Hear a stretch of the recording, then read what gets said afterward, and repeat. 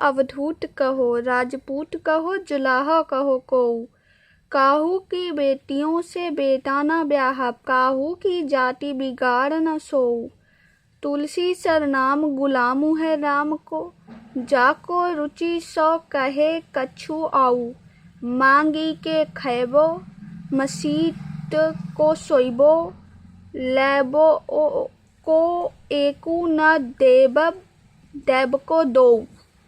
व्याख्या। तुलसी जी अपने बारे में लोगों को सोचते हुए पाते हैं तो कहते हैं कि तुम लोग मुझे चालाक या दगाबाज कहो या फिर कोई साधु सन्यासी कहो, तुम मुझे राजपूत के समान वीर व साहसी या जुलाहे के समान भी मान सकते हो, तुम लोग मुझे कोई कुछ भी मान सकते हो। तुलसी जी कहते हैं कि मैंने किसी की बेटा या बेटी से का विवाह या रिश्ता नहीं करवाया है और न ही किसी को अपनी जाति धर्म बदलने पे मजबूर किया है। भावार्थ यह है कि एक भक्त को सांसारिक बातों व किसी बात का कोई डर नहीं होता, वह तो सभी नामों के होते हुए भी सिर्फ अपनी भक्ति में लीन रहता है और संसार के दुखों को छोड़ कर आराम से सोता है।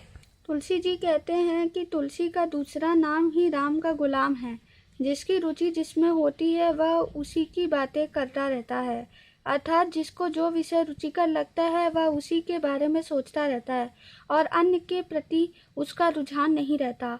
तुलसी जी कहते हैं कि हम तो एक राम भक्त हैं जो मांग कर पेट को भरते हैं, अर्थात अन्न आदि मांग कर खा लेते हैं और बिना किसी सांसारिक तनाव व विपत्तियों के मस्ती में रात को सो जाते हैं। इस संसार में मैं किसी से लेन देन नहीं करता हूँ और ना ही मैंने किसी का कुछ लिया है और ना ही किसी को कुछ दिया है, अर्थात मैं लेन देन के झमेले से दूर हूँ। तुलसी जी एक संत की बेफिक्री, मस्त मौलापन व लेन देन के चक्कर में न पड़ने वाले दुखों का व्याख्यान करते हैं।